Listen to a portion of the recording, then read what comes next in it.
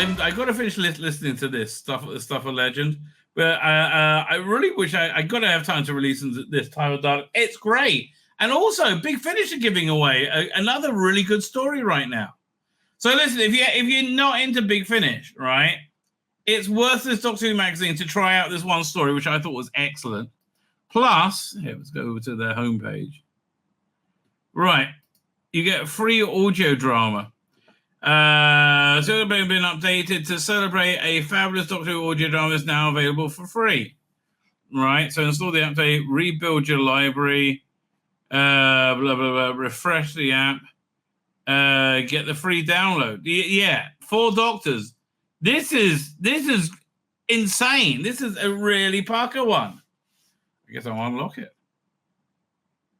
Right, I'm unlocking it because the app is just so easy to use. Peter was it Angeliches? Generally speaking, excellent, right? Really, really excellent. I did just finish listening to this, and we'll do a quick review. Well, that's thinking about unlocking. I mean, I have the disc. Where are we up to? No, none of these. It's taken me a long time to get to because it wasn't that good, essentially. Where is this? Yeah. Oh, this took. Okay, did it unlock yet? There you go. Unlocked. Susan's War, right? So this is the second release they've done in this series. The first one was really beautiful. Right, the first one was linked at Susan 1. It was a number of really beautiful stories. It was it carried on from Susan. The Eighth Doctor tried to tell Susan to run in these companion chronicles. Do I have that back over here? No. And then Susan ends up going off to join the Time War. So this is what happens to her in the Time War, and it's a very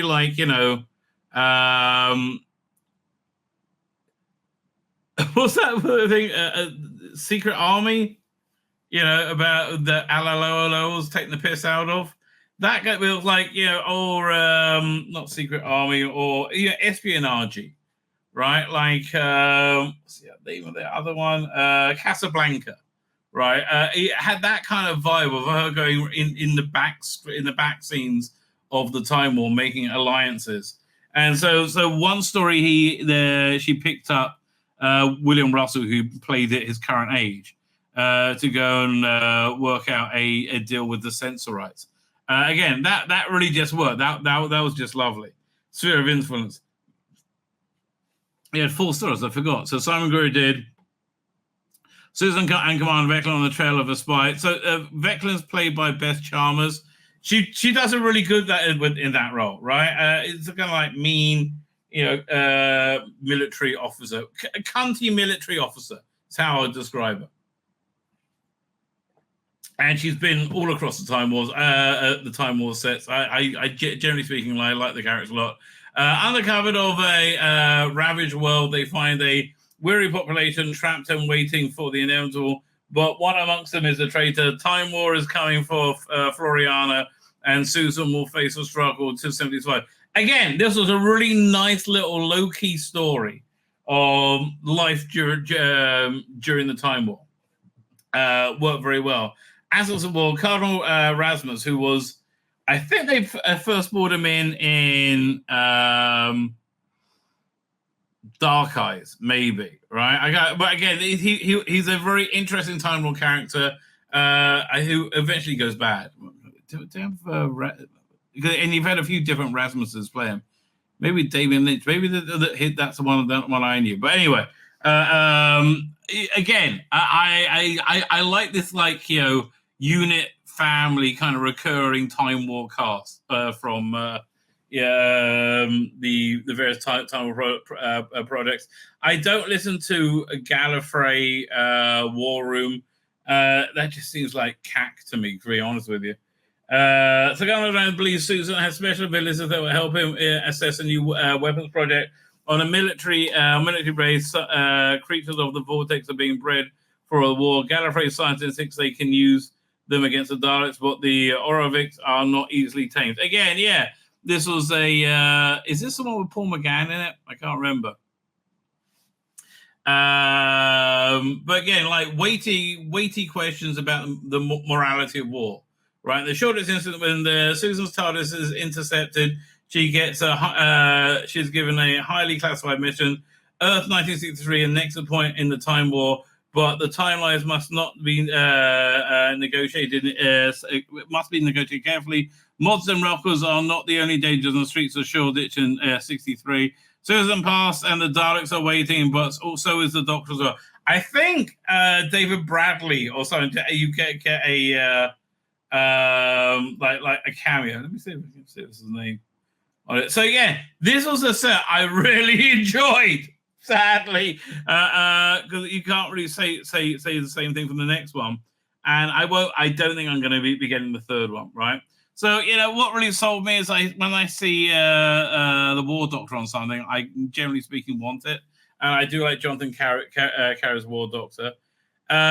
So these are... How many discs is this? It's 3 discs? Yeah. No, 2 discs. Oh, fine. So it's just, two stories. It's much more slight than the first one. And it's not as good, frankly. Right, it's not as focused. It's not as polished, and it doesn't have as good as understanding of what it wants to do or where it's going, or how to deliver. Right, whereas the first one did, and I think it's because they're bringing in more less well tried and trusted production stock. Like Heather Challenge strikes me, and I have no idea, right? I see that name and I imagine her to be in the woke-in crowd and not particularly great at her job, frankly. Because again, it's not, these aren't terrible. It took me forever to get through both of these ones, The Lost Son and the Golden Child, because they weren't compelling, right? It wasn't compelling me to keep listening, I'm afraid. So The Lost Son, still reading from her grandfather back on Earth. Susan is assigned. Again, look, this is 4 years ago. Are you kidding me? I'm not going to remember what happened 4 bloody years ago.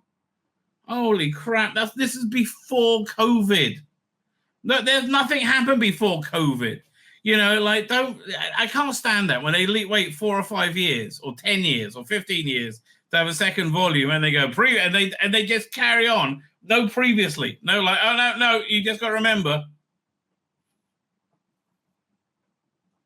So still from meeting her grandfather back on Earth, Susan assigned to assist mother in the search for her son. Princess Vasilina is the new rule of the world, and someone Gallifrey is keen on to recruit as an ally.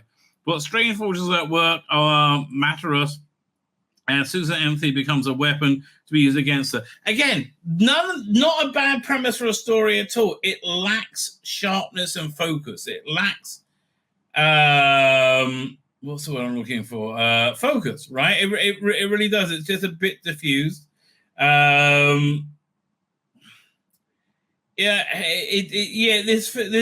whole okay. There's a lack of masculinity in the storytelling, and that doesn't mean they're having too many female characters. No, there's masculinity and femininity. Now it's okay to have feminine products.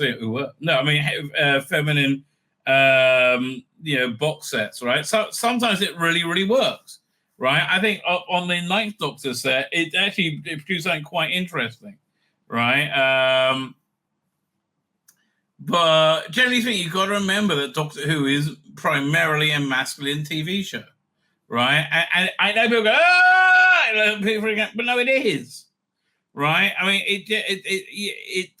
it appeals to intelligent young boys, right? Primarily. And I hate to be like, no, you're like, okay, people are screaming at me. You say, no, they can't be. Don't have children, have never had any children, don't know what children look like or how they act. right? So stop. That's basically where it falls apart for me. Second story was much better. The Golden Child by Peter Angelides. This was a very good story that utilized time in an interesting way.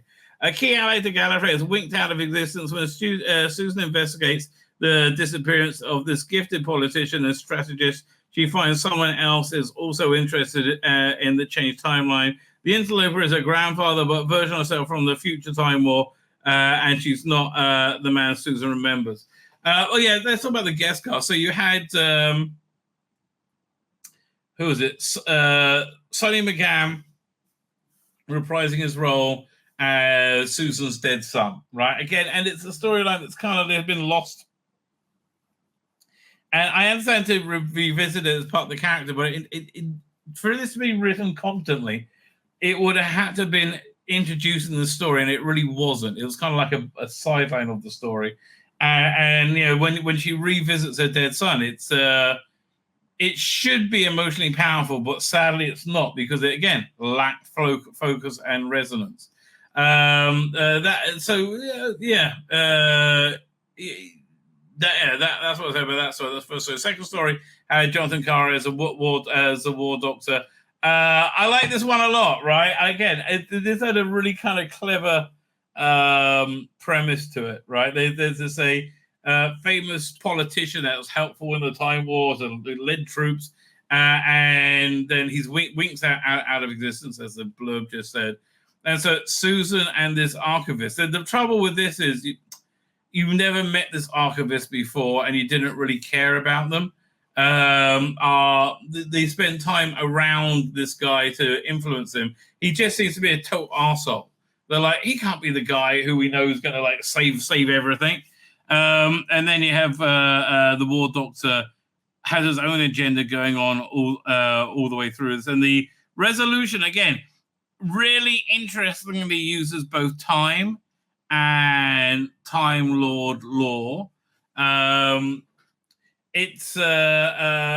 really sick of the Time Lords can regenerate into either gender. I think it's a really stupid idea, right? And if you wanted to put that in Doctor Who, I would say, well, no one's done that, you know, in the history up until now, right? Up until was it Sam Bones regenerated into whatever her name was, right? And a bald angry lesbian. A black bald angry lesbian. I would say this is more like a fad. And before I met, nobody really did this, because that's kind of pivotal to a plot point of this, and then put a very important plot point as at that. So, but even so, I want to call this one woke. Just way weaker than its predecessor. How much is the predecessor? So this is $16.95 for 2 stories.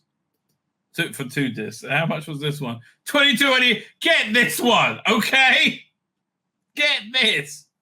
But anyway, no. But so Big Finish, you have several good stories for free. You have this one, 4 Doctors. I mean, this is just an all-time classic. Again, another Peter Angeli story, right? Really, really good. Again, I haven't listened to it for years, but I just remember it being very good. And there's this one as well. So if you haven't tried Big Finish, all these are worth going for. I mean, these are all really good pucker stories. My name's Tzvi Lebetkin, the Rabbi from another planet. Please like, share, and subscribe, and ring that little bell. Ring the little bell so you're notified when new videos drop.